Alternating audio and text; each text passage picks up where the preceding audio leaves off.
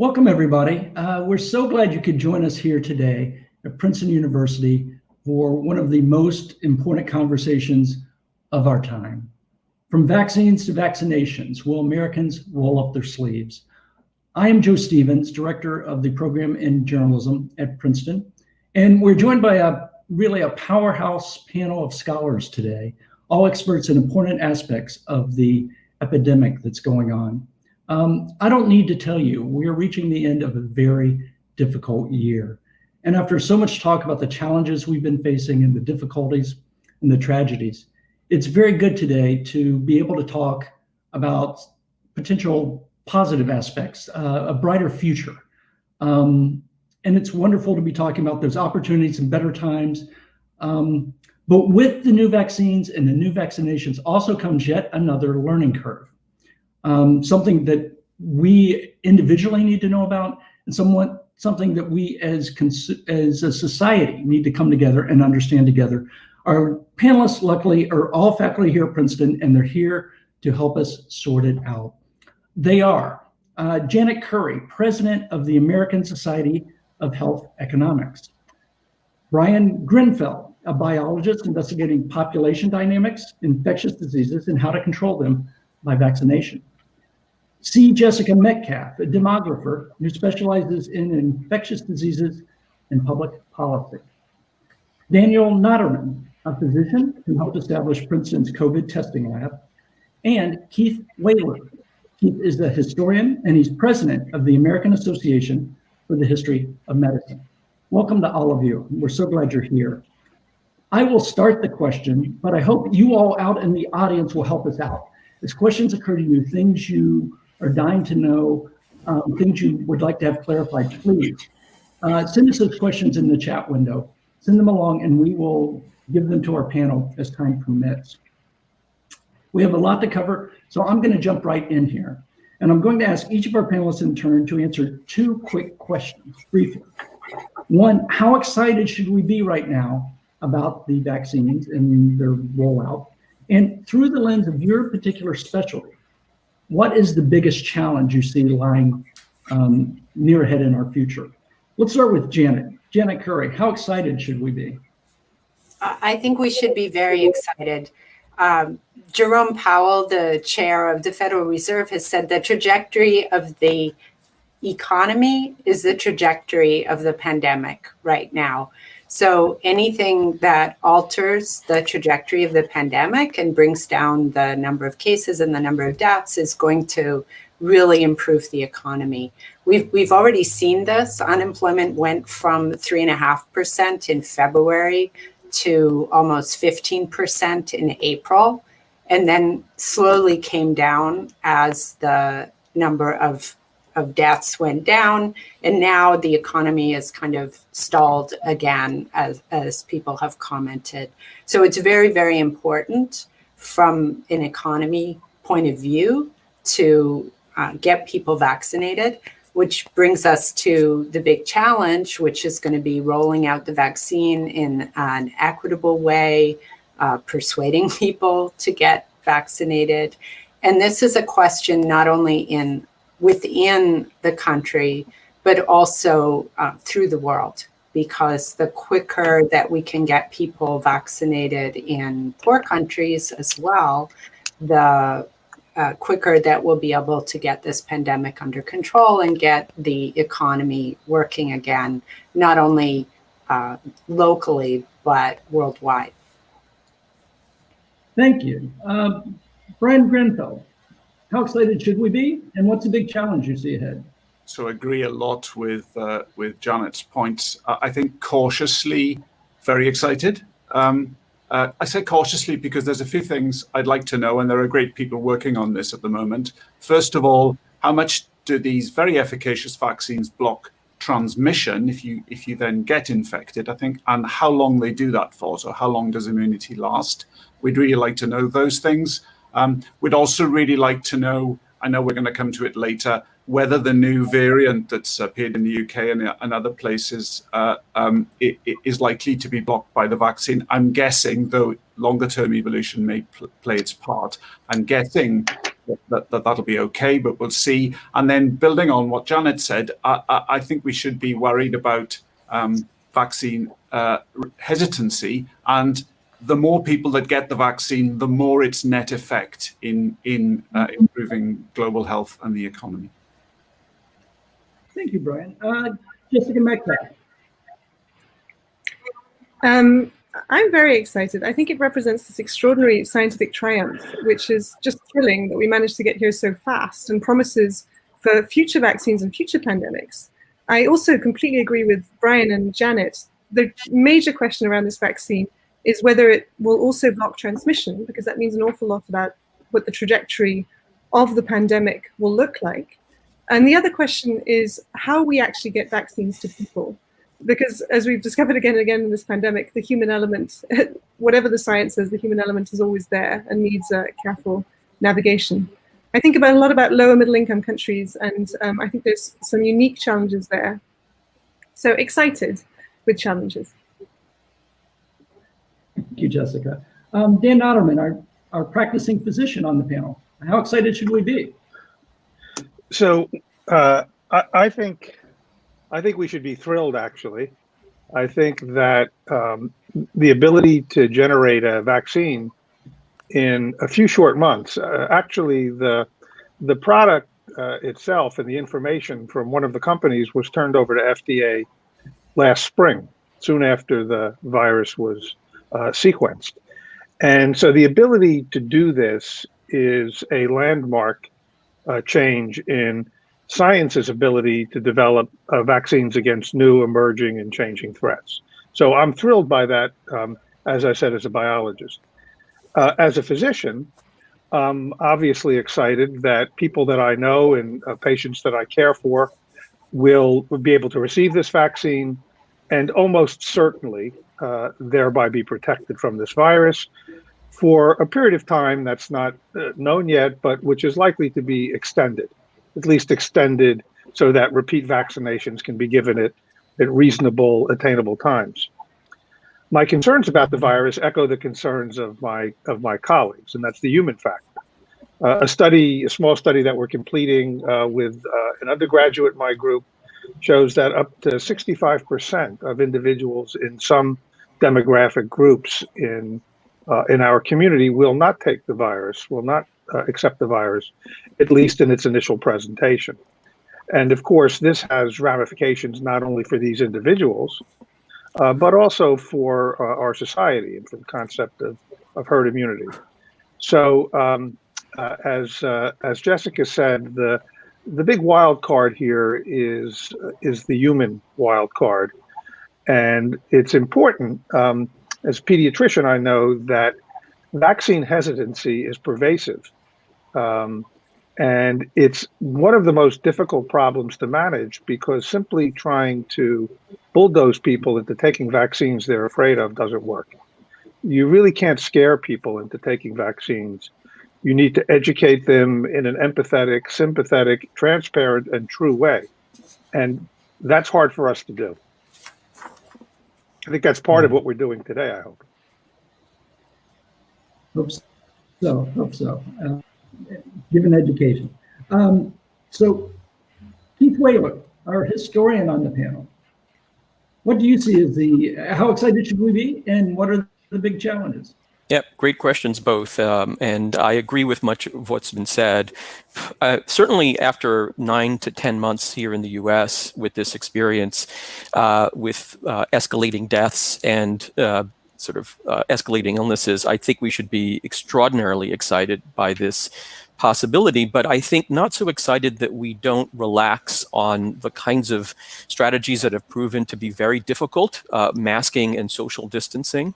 That is to say, many people, including myself, have been saying that before we have a vaccine, the closest thing that we have to a vaccine are masks and social distancing practices. And we've seen how incredibly difficult, how socially and politically contentious those have been. So I guess I'd say is that we can be excited, but not relax on the continuing challenge of masking and social distancing as the way to protect the public health. Because that'll be really crucial over the next 3, even 6 months and beyond. What are the biggest challenges? I think the biggest challenges have to do with maintaining a focus on those practices, but also, I think Janet and others have mentioned equitable uptake. So, the danger that I see is that those very people who have been disproportionately adversely affected are also people who tend to be more skeptical. And so the concern here is that what you do is you're adding disadvantage on top of already existing disadvantage. Another challenge, I think, is the fact that anytime you put an innovative biological in the body, it will produce both intended and unintended effects. And we've already seen the capacity of taking a very small, unintended negative effect, and in the age of misinformation, turning it into a disaster. So the importance of tailored and sophisticated public health campaigns, and I study the history of things like vaccines, and you see the capacity of caricatures and anxieties to be created on the basis of very, very small and sometimes significant and consequential developments. And then the final thing I would say that is the challenge is that there will be problems. There will be allergic reactions. We've seen with the AstraZeneca, vaccine that, there were problems in the actual development of the vaccine. Preparing the public to understand that vaccines are not simply magic bullets where, all the problems will be eradicated once you have that one shot in the arm, that there will be problems, I think is really central to having an open conversation with the general public about what to expect and ensuring success in the months ahead. Okay, so we're hearing a lot of optimism, a lot of excitement, interesting thoughts about hurdles that might be in the way. If we could, let's go back to Dan.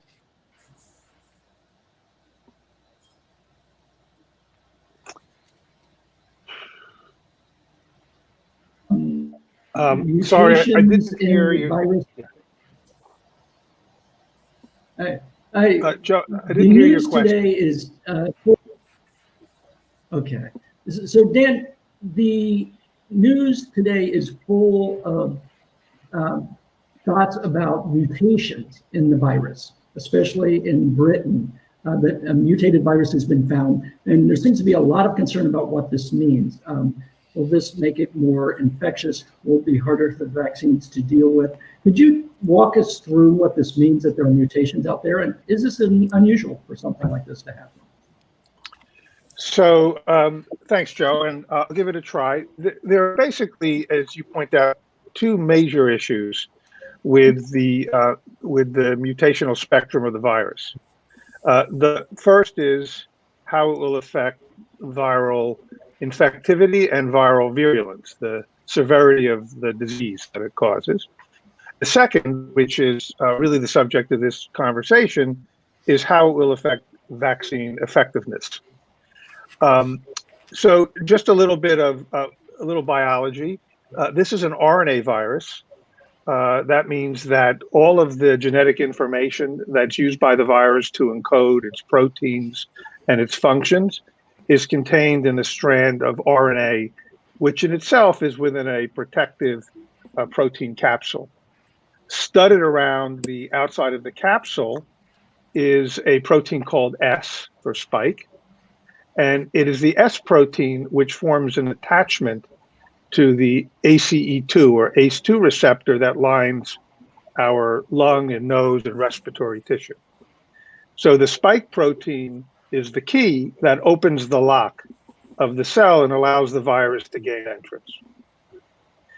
Therefore, mutations in the S protein, the mutation is a change in the RNA that affects a change in the protein, the amino acids of the S protein. Changes in the RNA may affect the ability of the S protein of the key to open that lock. In general, mutations occur fairly rapidly in RNA viruses, but just to give people a little perspective, it's likely that the mutation rate of SARS-CoV is about half of the mutation rate of seasonal influenza and about a quarter of the mutation rate of HIV. In general, mutations which are propagated tend to increase the ability of the virus to infect people. They're selected.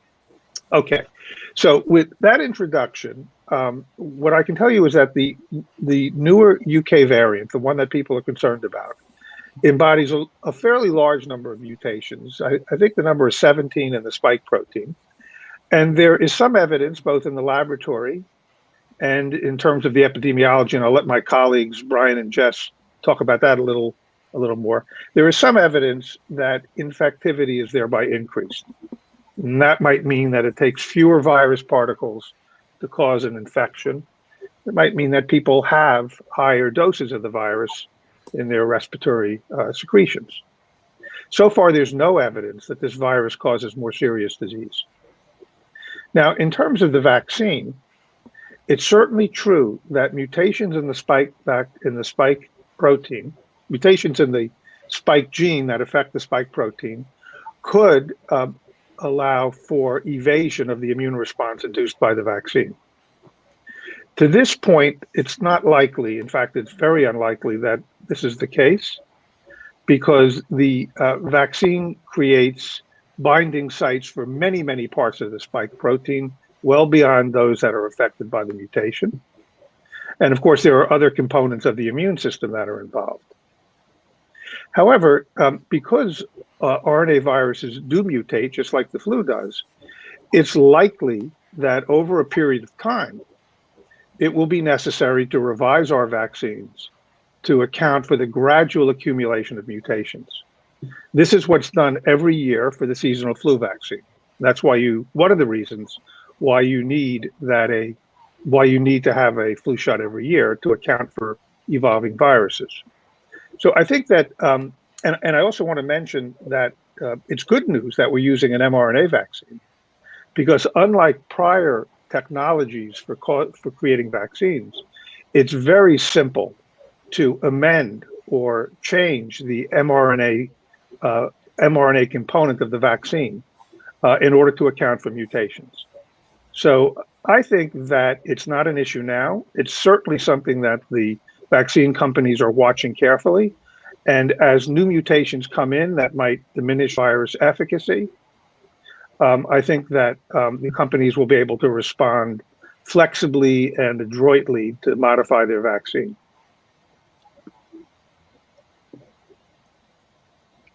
Great. That is a very good explanation for a layperson like me to actually understand. So greatly appreciate that.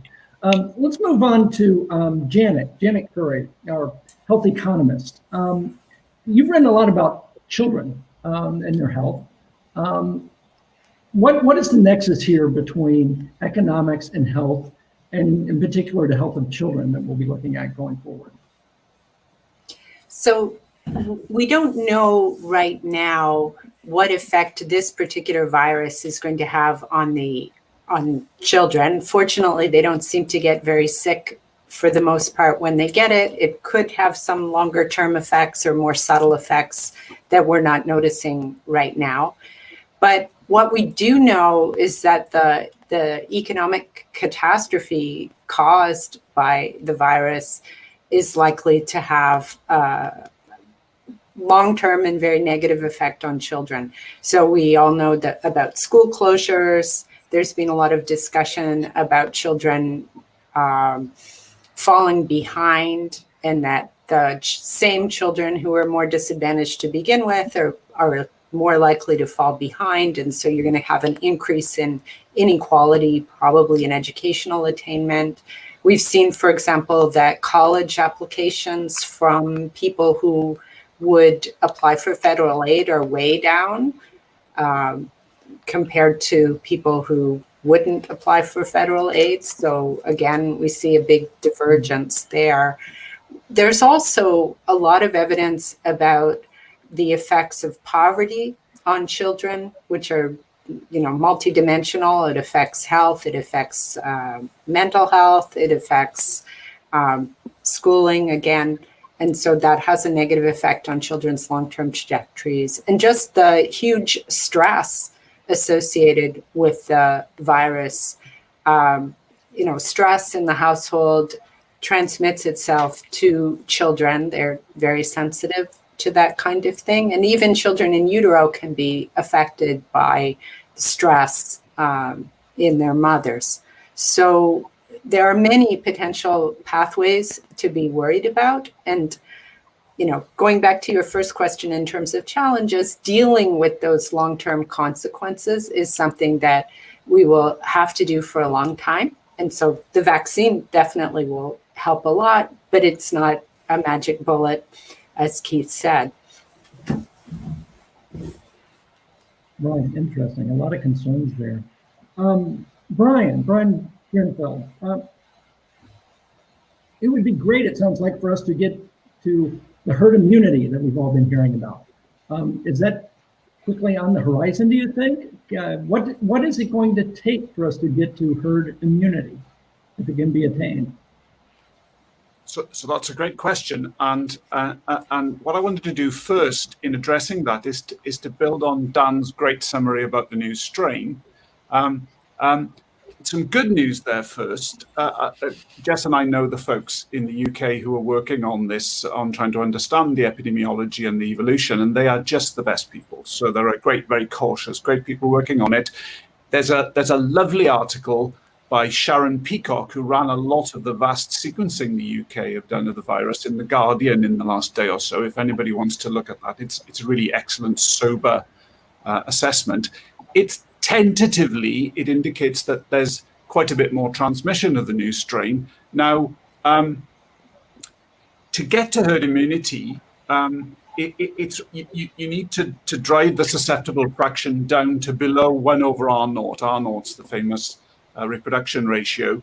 So the bigger R naught is, the lower you need to drive the susceptibles. So if the new strain does spread, it's even more important that we achieve high levels of vaccination.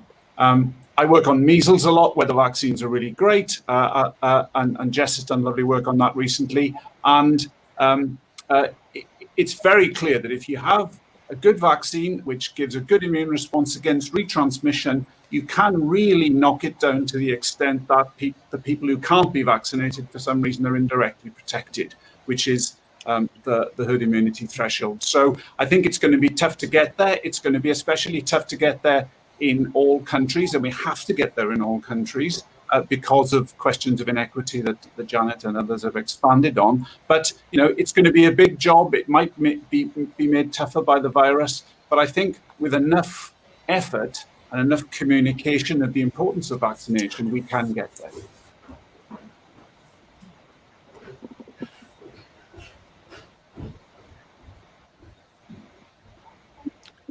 So I'll just jump in, since it looks like, Joe, are you frozen there?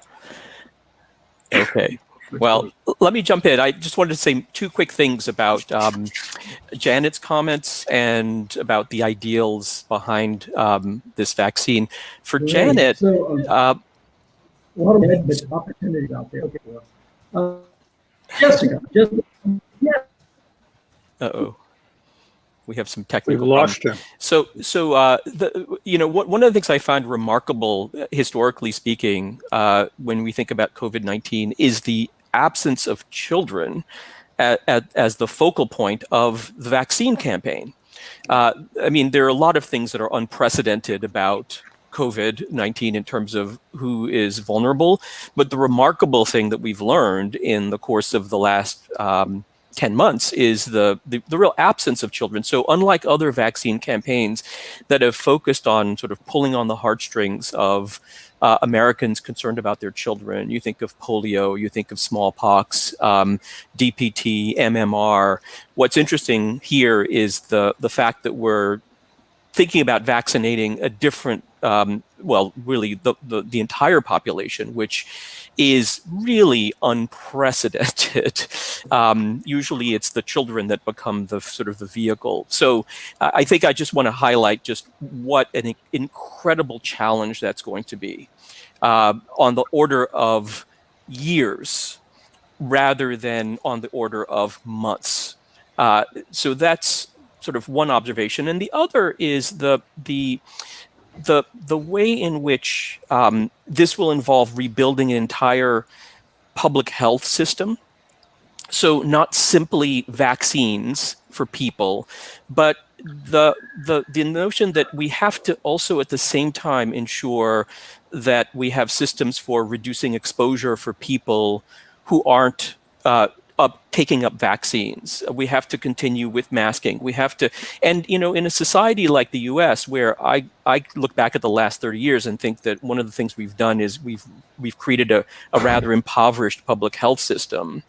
To me, this is an opportunity to rethink public health in a significant way. So I'd rather think of vaccines not as just, the magical thing that's going to come in and get us back to normal, but to think about vaccines as like one tool in a broader toolkit for reimagining and recommitting ourselves to public health. Yeah, I think that's a great point, actually. People look at some of the failures in the current response and maybe look at it from even a sort of conspiracy theory sort of lens. But if you think of it from the point of view of these public health departments that have just been gutted and have, half of the staff that they had 10 or 15 years ago, and now you're asking them to deal with this new virus and to do all these things, it's no wonder that there were failures. Even the people working in the best of possible faith, the hardest that they could with the information that they had, it would have been really hard for them to do a better job. And so I think Keith's point is absolutely right, that if we want to do a better job the next time around, then we need to rebuild these public health systems and put some money into them. There's that story about how somebody does something crazy to prevent tigers from marauding, and somebody says, well, there are no tigers here, and somebody says, oh, well, that shows how well it's working. And so that's kind of this story about public health, because if they do a really great job, then we don't have any outbreaks or epidemics, and then people say, well, why do we need this public health department? Mm-hmm.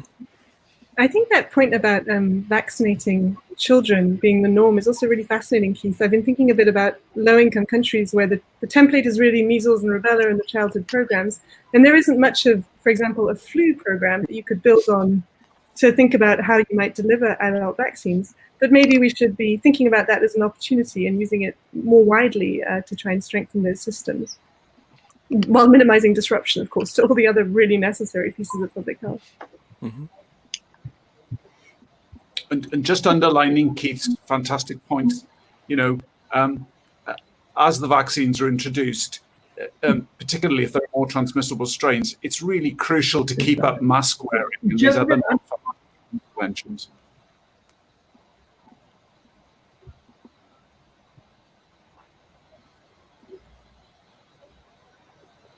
I remember being very struck by reading about, I think it was Freud's favorite daughter died of the 1918 influenza. Good point. Jessica, I hear from you. You work at the intersection of disease and public policy. Should people... Perhaps I should be... I think he wants you to answer the question at the bottom here about whether we should be fearful that the FDA process was so fast. So I think it seems incredibly fast given people's previous experience of how FDA processes play out, and I think Dan will have wisdom here as well. But it used to take years to get a vaccine funded, months to recruit enough people for phase 1 and 2 trials, months to see enough outcomes. It's just, there's a lot of really simple logistical reasons as to why it was possible to do things so fast this time. We were also sort of oddly benefited from the fact there was a raging epidemic going on, so there were enough cases that you could see these outcomes. Sorry, Dan, you were saying? So I said, I was going to say, you've touched on the major elements. The typical vaccine takes years to get to the point that the RNA vaccine got to in a couple of months. So FDA has been working closely with these companies since last spring And by so doing, they were able to plan ahead to get the clinical trials running. They had the benefit of a population that was, at once, I have to say, a bit altruistic, but also a bit frightened. And people really wanted the chance, a 50% chance or even a 2/3 chance for one of the trials to receive this vaccine and feel safe again. So I think that the FDA process was quite thorough.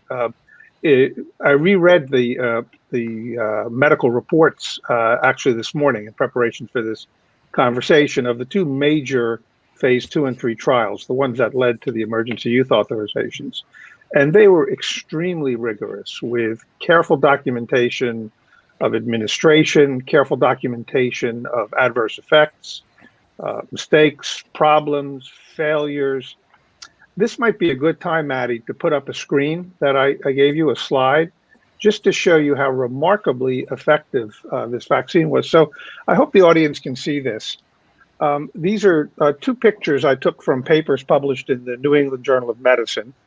On the left is a plot that shows the effect of remdesivir on survival. So the remdesivir plot is in blue. People who receive placebo are in red, and the days since starting the medication are on the bottom or the horizontal axis. As you can see, there's somewhat a very small, in my opinion, benefit of remdesivir overall to recovery of the virus among hospitalized patients. Certainly, if you're hospitalized with remdesivir, it makes sense for you to have it. It is beneficial. Compare that with the chart on the right, which shows vaccine phase 3. This is for one of the vaccines that's now received approval. The blue shows people who are in the placebo arm and the cumulative incidence of infection. So it's going basically straight up, as you would expect.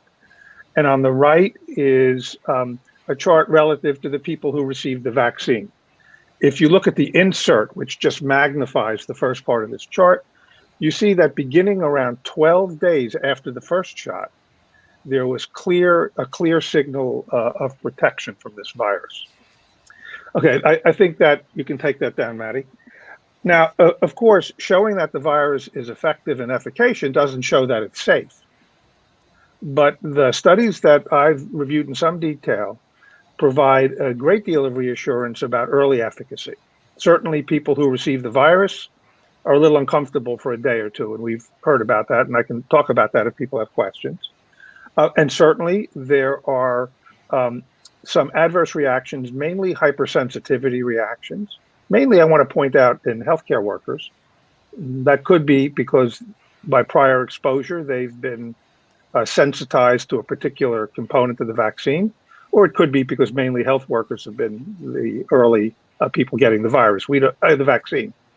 But these kinds of reactions, which are serious but manageable, should not deter people from, in my opinion, it wouldn't deter me, or from taking the vaccine or giving it to someone I love. Now, what about the long run? Right, I saw a couple of questions pop up about long-term safety of the virus. Some people, even friends of mine, colleagues of mine, I should say, in the biology departments, ask about the mRNA. What does that do to us? Well, one of the advantages of using mRNA is that it's evanescent in the body. The human body has numerous systems which are designed to eliminate foreign mRNA very quickly. And these systems come into play to degrade and remove the mRNA. They probably begin to start soon after the vaccine is received. Once the mRNA has coded the protein, the S protein that needs to be presented to the immune system to make the antibodies, the mRNA is no longer needed. And so if you look in somebody, let's say a couple of weeks after they've had the vaccine, you won't find any traces of the vaccine mRNA. It's gone. What you will find are antibodies to the protein that have been coded, and that's what we want. So as part of any vaccine study, any drug, there's a phase 4 of study, and that's the phase in which there's a continued acquisition of data about patients who receive the vaccine. And every recipient of the vaccine is offered the chance to enroll in a program called vSafe. vSafe involves an app on your phone, on your handheld phone, and you can use vSafe to record any symptoms, any problems that occur, any adverse effects that you want FDA to know about.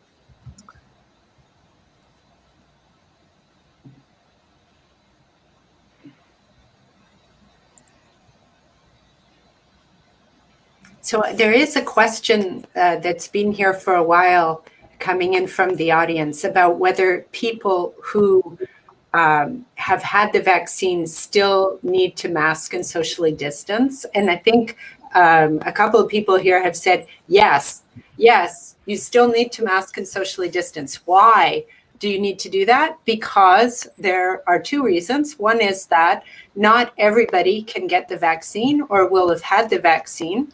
And we don't know yet whether the vaccine prevents transmission. So it may be that people still get the virus, but are able to fight it off, but they may still be capable of passing it on to other people. So to protect other people, people who have been vaccinated still need to mask and socially distance. I've got that correct, even though I'm an economist. Yeah. No, I think you're exactly right. And there's another factor that we should think about, and that is that no virus is perfect. So the efficacy of these two viruses is 95%, which is pretty darn good. I think you mean vaccines. You keep Sorry? Oh, sorry. Thank you, Jess. I have so many things on my mind these days. I'm trying to keep them collinear.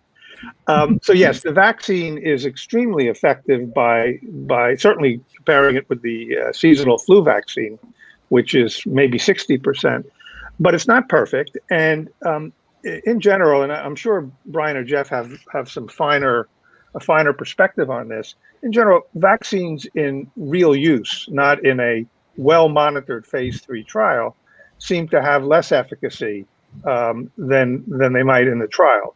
This is because in the real community, people make mistakes, right? They don't administer the right dosage.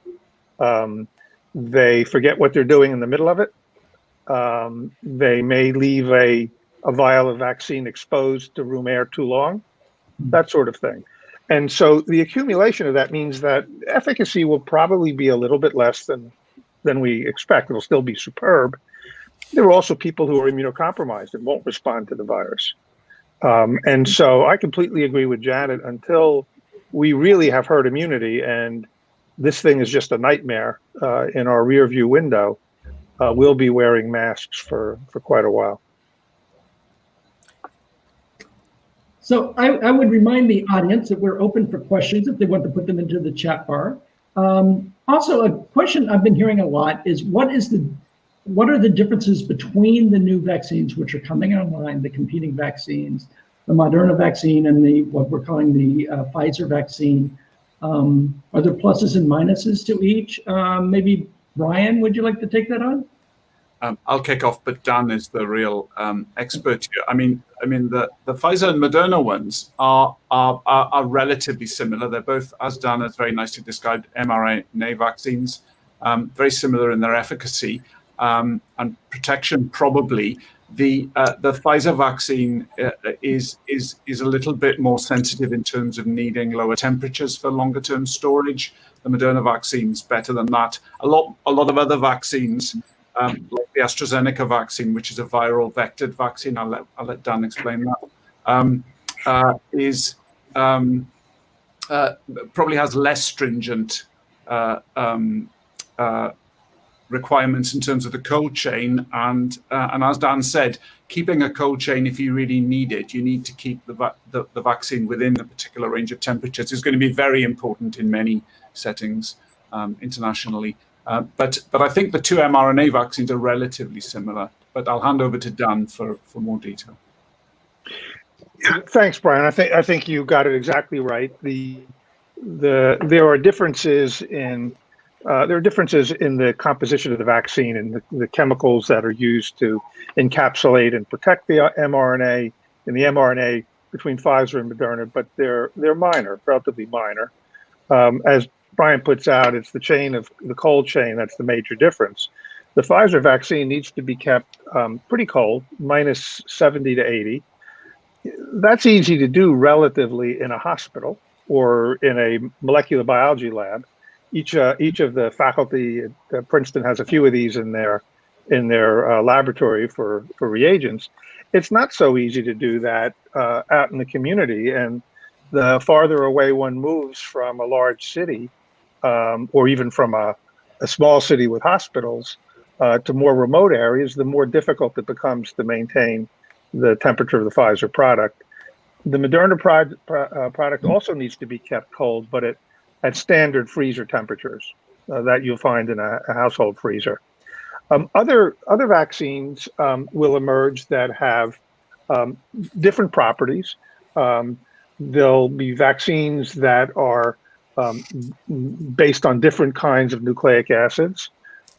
These are also relatively new vaccines. And then there'll be standard vaccines that are based on basically proteins. One grows the virus, one harvests proteins, one makes sure those proteins are as immunogenic as possible, yet safe, and one injects them into the arm. So the standard vaccines that have been used for years, some of the standard vaccines, are either protein or carbohydrate-based vaccines, such as for various bacteria like pneumococcus, some of the older vaccines, such as the DPT vaccine or protein vaccines. And we'll see some of those emerge too. I don't have data yet on their efficacy or safety. That's going to be emerging into the public domain soon, I think. Dan, I do know it's early, but what does this mean from a consumer standpoint? Can you be an informed consumer, and can you shop around and wait for something for people over 65 or? Yeah. So I don't know the answer to your question. I think there are at least two people on this panel who might have some thoughts about that. I'm going to kick this back to Janet and Keith. I think it is a big issue. As I was actually talking to a colleague about this. Are we going to be in a position where you have to shop around and figure out which doctor or clinic you want to go to? Will your physician offer a portfolio of different vaccines, or will you just take what you're going to get and count yourself lucky? So yeah, can I just jump in here and say that there were a couple of questions about the politics of the FDA approval process and also the long-term effects. And then Dan just raised the question that has to do with kind of what's the kind of social dynamics of the rollout. And I suppose what I would say is that as somebody who looks at the past as a indication of how we're likely to proceed, I'd say that, the idea that politics and political calculations and the vaccination inform one another has always been the case. I'm thinking back to the polio vaccines, that we had this kind of war between the Salk and the Sabin vaccine. Sabin was embraced by the Soviet Union with these massive trials of 10 million kids. And for years, you couldn't really disaggregate what you said about Salk vaccine versus Sabin vaccine. One was a live vaccine, one was a killed vaccine. You couldn't disaggregate those from the geopolitics of the Cold War. And the swine flu vaccine being rolled out in 1976, just before the presidential elections, not quite as politicized as the talk of the vaccine and COVID is this year, but reminiscent and certainly an echo of where we are today. And I think that, what I think is remarkable is the FDA has really protected itself from that kind of crass politicization that we saw in many, many, many other federal agencies. Now, we could argue that, not as much as we would like, but I think in some ways the battle that the scientists have waged this year is to kind of protect the image of vaccine development to such an extent that people will have trust. But there was this moment back in, I'd say, September, October, where where you start to see skepticism about the vaccine being built up, not among the traditional vaccine skeptics, but really on the political left, concerned that this was being rolled out too quickly. So I think we've dodged that bullet to some extent. So now, to me, the interesting political question has to do with which groups will be deemed to be next in line, right? I mean, and you can see already that the CDC has offered certain guidelines, but each state is going their own direction.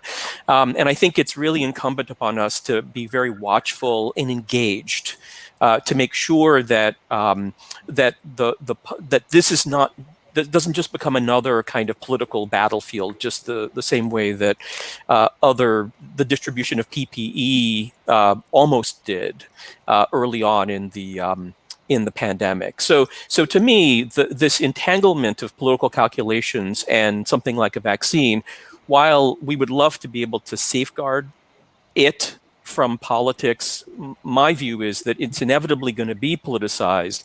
And what we have to do now is to make sure that it is done in a way that's equitable and thoughtful and really with the public's health foremost in mind. So I just want to jump in because there's several questions in the chat and I want to make sure that we get to them. So one of them is about thoughts on the vaccine for pregnant and nursing women. I'm almost certain that pregnant and nursing women would have been excluded from the vaccine trials. So we probably have no information at this point about whether it poses any special risk to them. And so I think a very conservative thing probably would be not vaccinating pregnant and nursing women at this point. But that's another reason why it's so important to get herd immunity among everybody else so that you can be more choosy about taking those kinds of risks, even if they're thought to be small risks. There's another question about doing animal testing as a backup to see whether there are long-term effects. I guess just one cautionary thing is that things that work in mice often don't work in humans and vice versa. So you might be able to find out something, but I don't think you could definitively rule out some kind of long-term effect.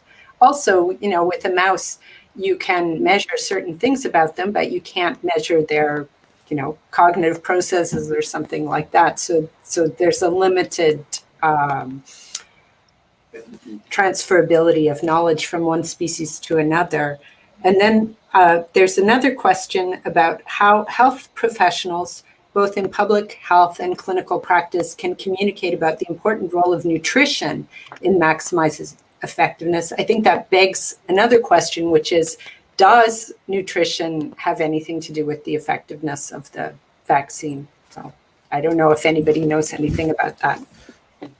So go ahead, Brian, and then I'll follow up. Or just a quick note on the animal testing. There's been a ton of animal testing, but Janet's, as ever, absolutely right in that it's just very hard to get the long-term effects, and those are very hard to do in guinea pigs or ferrets or mice. There are quite good models, better models than mice actually, which for different infections like guinea pigs and ferrets for flu, which transmit these sorts of infections. So there are good animal models for many viruses, not for others, but it's really hard to look at long-term effects, obviously. Can I just ask a question of you all, which is, isn't it by definition impossible to really know long-term effects of something that's a fundamentally innovative biological, and in some ways, most vaccine campaigns are themselves a kind of a long-term, I don't use the word experiment in any kind of nefarious sense, but in the sense that you're going to learn as you go. Is that a flawed way of thinking about this, in the sense that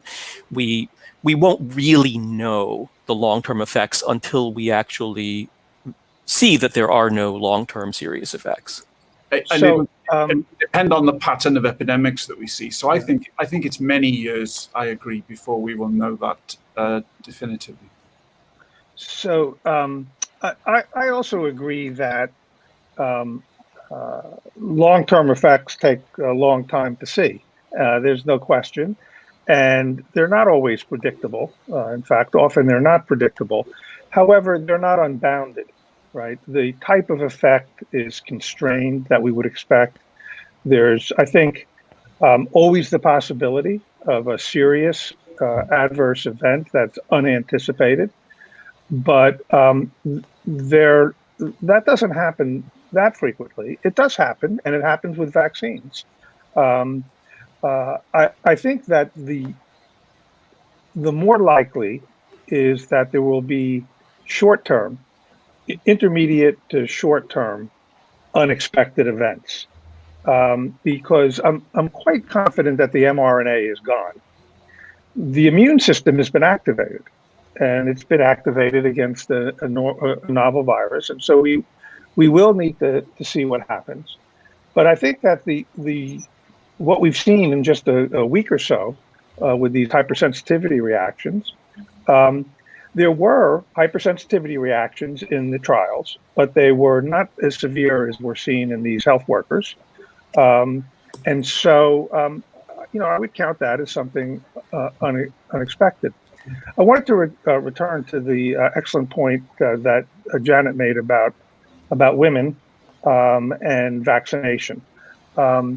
The vaccine was not tested in pregnant women intentionally, although several women became pregnant soon after receiving the vaccine. And in addition, other women have become pregnant longer after receiving the vaccine, and they're being studied in post-marketing surveillance. Right now, the manufacturer is not advocating vaccination of women known to be pregnant. The manufacturer also indicates that there's no data regarding nursing and vaccination. Of course, we do know that many women have become infected in the perinatal period, either just before or just after. And we know that babies have been affected. We know that the initial efforts by my colleagues in pediatrics to remove babies from mothers immediately after birth, if the mothers were affected, were only variably well accepted by parents, and that babies, by that I mean newborn infants, have done remarkably well when exposed to the virus and infected. My own conjecture about this, and I stress the word conjecture, so nobody should do anything based on what I'm saying here. My own conjecture is that the vaccine will be quite safe, certainly later in pregnancy, in the third trimester, after the periods of organogenesis. I think there needs to be more testing for women early in pregnancy when organs and cells are being laid down, not so much because of the vaccine, but because of the host response to the vaccine, the aches and pains, the activation of the inflammatory system. I think we should think carefully about that with a very careful risk-benefit ratio balancing between the risk of acquiring the vaccine and the other risks. I think it's unlikely that receiving the vaccine would harm an infant who is nursing, but I do that based not on any particular knowledge of what's been studied. I want to remind people, but only on my knowledge of how breastfeeding works and the secretion of milk works. Another question in the chat is about whether people with autoimmune disorders should get vaccinated. And I know that they were also excluded from the trials. Does anybody have any thoughts about that? Go on, Dan. No, you go. You probably. I was going to say, Dan did hint that the immune system is the mRNA vaccine itself will vanish very rapidly. It will be degraded very rapidly, and the residues will be about how the immune sees it and how it responds to it. And certainly, our immune systems, as autoimmune diseases are evidence of, is quite a dangerous thing. I don't know that we have any. So it's like the pregnant woman question. I think that my knowledge of the larger biology suggests that there's no crisp reason to think it would be particularly dangerous, but I don't have any evidence. This is conjecture, like Dan said. I don't know whether Dan's conjecture goes in the same direction. No, my conjecture would be that I don't know. I mean, one concern would be that, so first of all, there are many autoimmune diseases and they're all different. But my concern would be with the production of autoantibodies against the antibodies raised by the vaccine. And that's really just conjecture. I think we don't know, and that's the honest answer. Can I just jump in and say also that these examples of the fact that we don't know about whether pregnant women should take the vaccination, it highlights the fact that for the sake of people who are not going to be vaccinated, it is incumbent upon the broader public to be vaccinated. Right. And so, one of the problems with the sort of politics of vaccines over the last 30 or 40 years is that it's become a kind of a individualized decision-making calculus, as in, I choose not to be vaccinated. And what we've lost is a public health understanding of what vaccines are about. And if there's ever a moment when this broader public health understanding of why we do what we do has come to the fore, it's in the coronavirus year. That is, we mask not to necessarily just to protect ourselves, but to protect others. And I think one of the things the vaccine, if I was like designing a vaccine campaign, it would enfold this idea of protecting others as a crucial part of the decision to vaccinate. But up until now, it really has been about protecting ourselves. And I think it's just important that we pivot to that broader sort of responsibility to others conversation, which then allows us to say, well, there are going to be pregnant women who we don't know whether they can take, to safeguard them, we need to vaccinate those of us who are, don't have autoimmune disorders, who don't have different kinds of health challenges that make us less likely to be vaccinated. Yeah, that is totally true. And that is true for other kinds of vaccines, like something as simple as the measles. We know lots of people choose not to get their children vaccinated for measles because they think there's some minuscule risk that it will harm their children. But what we know for sure is that if their child gives measles to a pregnant woman, that pregnant woman has a very high risk of having a baby with a severe defect of some sort. So, like people's individual actions are having huge negative effects on other people. And yeah, we need to understand that and think it's public health, but it's also just, public spiritedness that should drive these kinds of decisions. Those are great points, Janet and Keith. Unfortunately, we're running short on time. Before we run out of time, I'd like to ask, do we have a good feel for how long we can expect these vaccines, people getting vaccinated now, for the protection to last? Do we have a good feel for that, or is it wait and see? My hope, based on the data that I've seen, is that successful immunity will last for a year, at least for a year, I should say. I certainly, and there are two reasons why immunity might wane. First, the cells that are producing antibodies and the cells that are responsible for so-called cellular immunity may not persist. And so antibody titers and cell immunity responses naturally decline over time. We don't know whether they'll decline over time to the point that revaccination is necessary, but it wouldn't be surprising. And second, we spoke earlier about the issue of gradual genetic drift in the virus. And so a second reason that revaccination may be necessary could be that the virus mutates in response to the vaccine. So one point we didn't make is that all of the mutation that's been occurring in the virus so far has occurred without there being a vaccine around. The presence of the vaccine may well cause mutants or variants of the virus that are relatively not susceptible to the vaccine to increase in transmission. There'll be natural selection against responsiveness to the vaccine. This is exactly what happened when the first vaccine against pneumococcal pneumonia came out. Right? And children were heavily immunized, and older people were immunized against a range of pneumococcal serotypes, it's called, types of pneumococcus that causes a severe pneumonia. And lo and behold, a few years later, the strains against which were vaccine tended to disappear from circulation, and strains which had theretofore not been prevalent suddenly assumed prevalence, and the vaccines had to be reformulated.